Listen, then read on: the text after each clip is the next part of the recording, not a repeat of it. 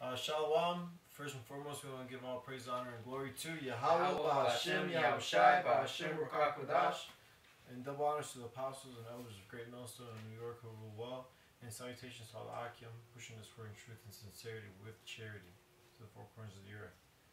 Searching and fishing for the elect.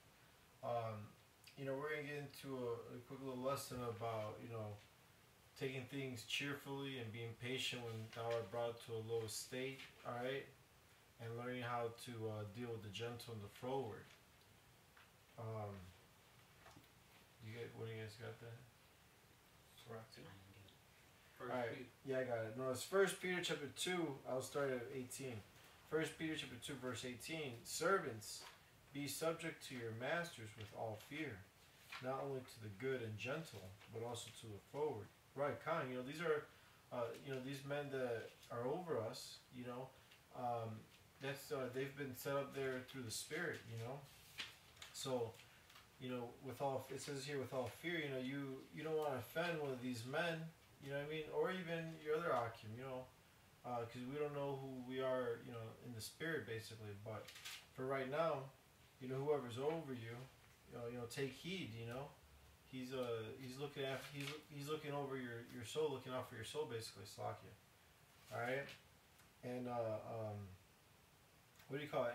And not only to the good and to the gentle, but also to the froward, right? So if you're going off and someone over you tells you that, that's a beautiful thing. They're showing you love.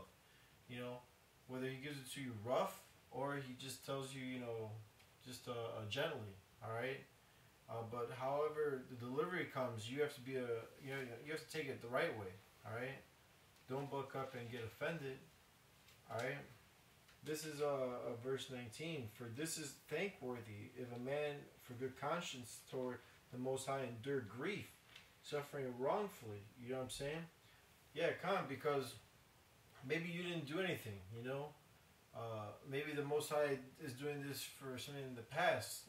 That's why you get that judgment at that moment. You probably got scolded there, and it came out froward.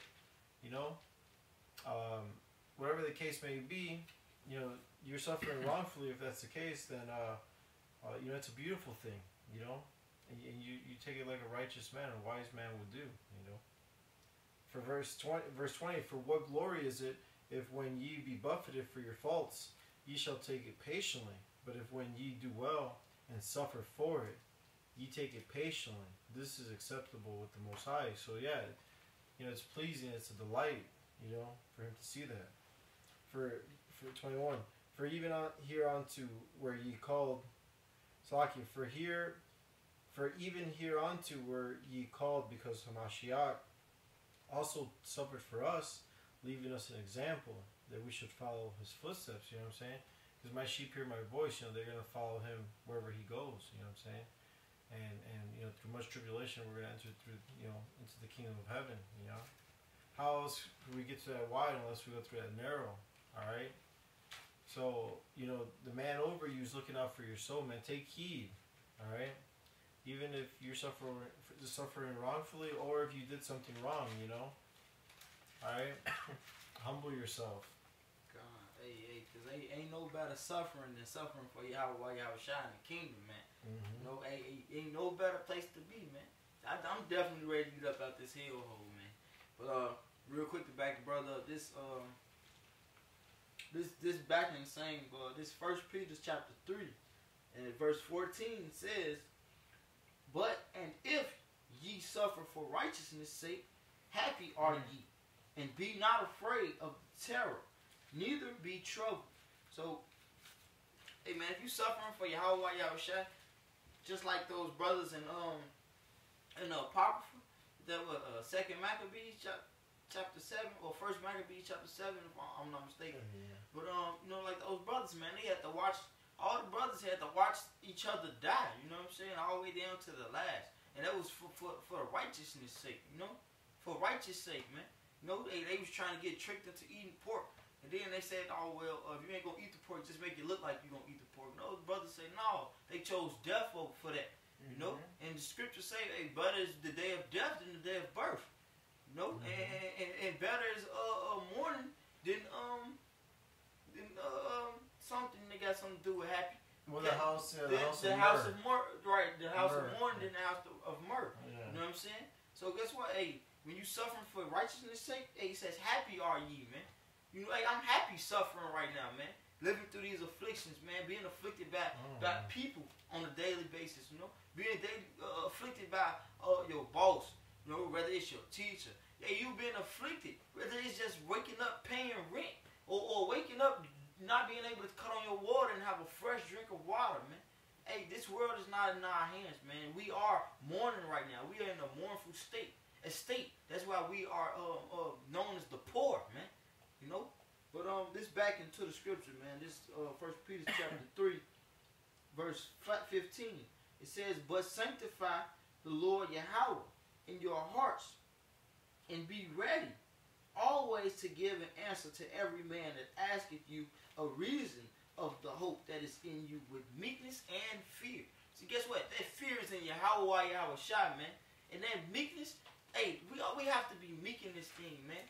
If, you know, of course, if you gotta say it cheerfully though. You know, you gotta let somebody know, no, man, no, I'm ready for the day I part this flesh. You know, you ain't gotta be all negative with it. But guess what? We're waiting on the day of death. Because the scripture says better than the day of death than the day of birth. So I'm not, when we celebrate our birthdays, we ain't finna go have no fucking cake and ice cream. And, hey, if my girl buy me that shit, hey, I'm gonna eat that cake and ice cream because I like cake and ice cream. But I'm not finna go blow no fucking candles and happy birthday, all that bullshit. No, man. Because guess what? I'm mourning mentally because I gotta be here another year in this fucked up ass place, man. You know? So, sorry. Well, kind because we're enslaved, you know what I'm saying? And you know, being in slavery is terrible. So, you know, being born into this, you know, having this truth here is very comforting because it's setting us free, you know? Alright. I'm sorry, you had something? Oh, go ahead. This is the book of Sirach, chapter 2 and verse 1. "My son, if thou come to serve the Lord, prepare thy soul for temptation." Oh, kind I just had that. Right. So, basically, you know, what you're getting into is like, no joke, man. You know, the Lord's looking for his elect, man, and he wants soldiers, right? So, verse 2, "Set thy heart right and constantly endure, and make not haste in time of trouble." So, constantly endure, man, which means we're constantly going to be going through things, right, one after another, right? And you're not supposed to be panicking when those things occur. Well, yeah, constantly endure, you know, is to be hardened or hardened, you know, so, you know, you gotta become this tough, you know, soldier for, you know, Yahweh Shai. That's right. Alright? And you have to trust in him, you know, faith plays a huge role in this thing. Continue, I'm sorry. Verse 3, "Cleave unto him and depart not away, that thou mightst be increased at thy last end. Okay. Whatsoever is brought upon thee, take cheerfully, and be patient when thou art changed to a lower state." You know, we were talking about that earlier, you know what I'm saying? Because now you're going to be getting, you know, tried, you know what I mean? And the Lord's going to give you all these exams, these tests, you know, to see, you know, how well you're going to do. You know what I'm saying? So, you know, be wise and don't react right away, but think, you know, and pray, all right, even fast. Seek wise counsel, all right? You know, get into these scriptures, you know, and get the breakdowns and the meanings, you know, and start watering others, you know, so you can water yourself as well, you know. All right, because, you know, if you see these examples of, what is it, verse 10, right? Yeah, I'm sorry, if you keep reading, you know, 10 is going to back me up here. Verse 5, "For gold is tried in the fire, and acceptable men in the furnace of adversity." Right. Right, so we're being compared like gold tried in the fire, man. And, you know, why is that? Because we gotta burn all this bullshit out of us. You know, the old man, he dies day by day or whatever. Right, you know? this is our cleansing agent. Exactly, right now. We're getting renewed, right? Right. So, you know, with gold, you have to, you know, put it to that fire, you know, to get all the impurities out of the way. They come right to the top, and you just clean it off. You know, but go ahead, I'm sorry. Verse 6, "Believe in him, and he will help thee. Order thy way aright, and trust in him. Ye that fear the Lord, wait for his mercy, and go not aside, lest ye fall." Come on. "Ye that fear the Lord, believe him, and your reward shall not fail." God, because, you know, he's not gonna forget your labor of love, you know. all this work that you're doing right now, there's a reward at the end of this. You know what I mean? I mean, we all have our lot, you know, whatever our lot may be, but there's a reward at the end for each and every one of us, you know, that endures to the end. You know, those that are of the hopeful elect, that is, you know, Lord willing, we are. Continue, I'm sorry. Verse 9. Ye that fear the Lord, hope for good and for everlasting joy and mercy. Mm-hmm. Look at the generations of old and see, did ever any trust in the Lord and was confounded? Or did any abide in his fear and was forsaken? Or whom did he ever despise that called upon him? Yeah, you know, it's a beautiful thing to know Yahweh about Shem Yahweh Shai, that you're an Israelite, you know. Now you could pray, you know. When I first read these scriptures, you know, without the Apocrypha, that is, I just read the 1611 King James Version. I don't know, my spirit told me something was not, the name Jesus was not just vibing with me, you know.